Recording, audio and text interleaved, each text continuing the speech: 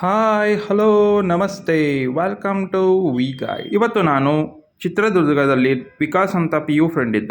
ಅವನ ಮದುವೆ ಇದೆ, ಅದಕ್ಕೆ ಬೆಂಗಳೂರಿಂದ ಚಿತ್ರದುರ್ಗಕ್ಕೆ ಹೋಗ್ತಾ ಇದ್ದೀವಿ.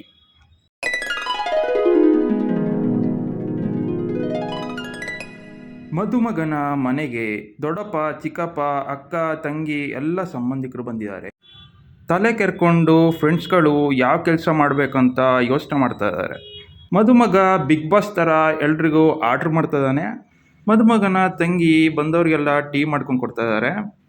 ಅಂದಂಗೆ ಮದುಮಗನ ಇಂಟ್ರಡಕ್ಷನ್ ಮಾಡೋಕ್ಕೆ ಮರ್ತೋಗ್ಬಿಟ್ಟಿದ್ದೀನಿ. ಇವನೇ ಮದುಮಗ. ಮನೆಯಿಂದ ಹೊರಡೋ ಮುಂಚೆ ಗಾಡಿಗೆ ಪೂಜೆ ಮಾಡ್ತಾ ಇದ್ದಾರೆ. ನಿಮಗೆಲ್ಲ ಗೊತ್ತಿರ್ಬೋದು, ಹುಡುಗರಿಗೆ ಕಾರು ಬೈಕು ಫಸ್ಟ್ ವೈಫ್ ಆಗಿರುತ್ತೆ. ನಿಮಗೂ ಕಾರು ಬೈಕ್ ಮೇಲೆ ಲವ್ ಇದ್ದರೆ ಆ ಕಾರ್ ಹೆಸರನ್ನು ಕಮೆಂಟಲ್ಲಿ ಹಾಕಿ. ಮನೆಯವರೆಲ್ಲ ಸೇರಿ ಗಾಡಿಗೆ ಪೂಜೆ ಮಾಡ್ತಾ ಇದ್ದಾರೆ.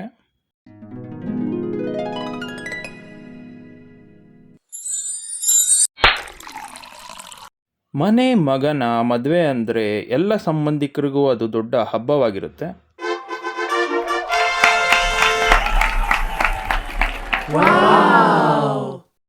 ಭಕ್ತಿಯಿಂದ ಎಲ್ಲರೂ ಕೈ ಮುಗಿದು ಯಾವುದೇ ತೊಂದರೆಗಳು ಬರಬಾರ್ದು ಅಂತ ಬೇಡ್ಕೊಂಡು ಕರ್ಪೂರವನ್ನು ಹಚ್ಬಿಟ್ಟು ಹೊರಡೋಕ್ಕೆ ಸ್ಟಾರ್ಟ್ ಮಾಡಿದ್ವಿ.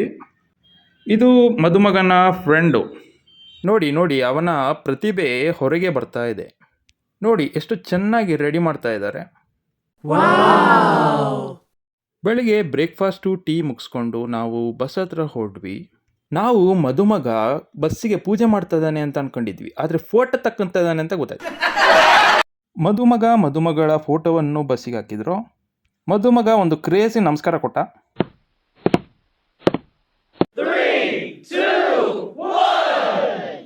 ಎಲ್ಲರೂ ಗಾಡಿ ಹತ್ತಿ ರೆಡಿ ಆಗ್ತಾ ಇದ್ವಿ.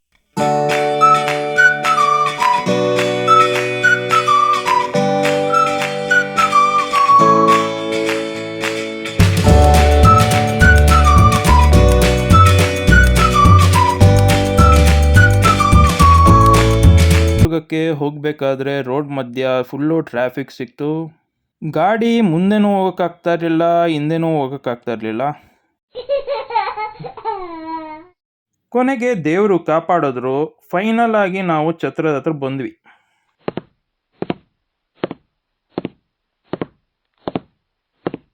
ರೂಮಿಗೆ ಹೋಗಿ ರೆಡಿ ಆಗೋಷ್ಟೊತ್ತಿಗೆ ರಾತ್ರಿ ಆಗಿತ್ತು. ರಾತ್ರಿಯಲ್ಲಿ ಛತ್ರದ ಲೈಟ್ ಸೂಪರ್ ಆಗಿ ಕಾಣ್ತಾ ಇತ್ತು.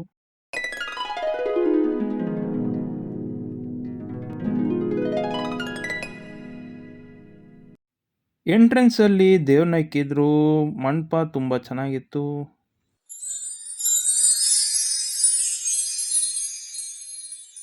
ಒಂದು ಮಗು ತುಂಬ ಕ್ಯೂಟಾಗಿತ್ತು.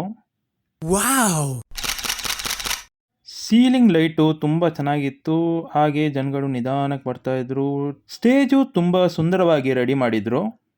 ಈ ರಿಸೆಪ್ಷನ್ನು ಮದುವೆಯಲ್ಲಿ ನಮಗೆ ಹಳೇ ಕಾಲದ ಪರಿಚಯ ಇಲ್ಲದೆ ಇರೋರು ಪರಿಚಯ ಆಗ್ತಾ ಇರ್ತಾರೆ. ನಮ್ಮ ದೋಸ್ತು ಫೋಟೋ ಸೆಷನಲ್ಲಿ ತುಂಬ ಬ್ಯುಸಿಯಾಗಿ ಹೋಗ್ಬಿಟ್ಟಿದ್ರು. ಮದುಮಗ ಮದುಮಗಳು ರಿಸೆಪ್ಷನ್ಗೆ ಸಖತ್ತಾಗಿ ರೆಡಿಯಾಗಿದ್ದರು. ಸ್ವಲ್ಪ ನೋಡಬೇಕಾದ್ರೆ ಯಶು ರಾಧಿಕಾ ಥರ ಕಾಣ್ತಾ ಇದ್ರು.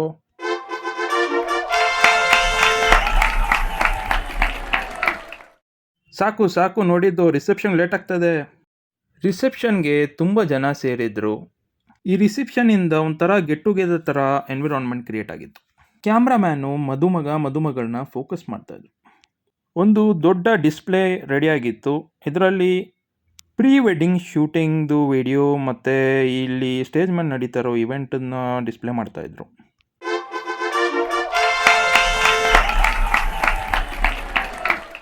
ಮದುಮಗ ಮದುಮಗಳು ಹಾರ ಎಕ್ಸ್ಚೇಂಜ್ ಮಾಡಿಕೊಂಡ್ರು.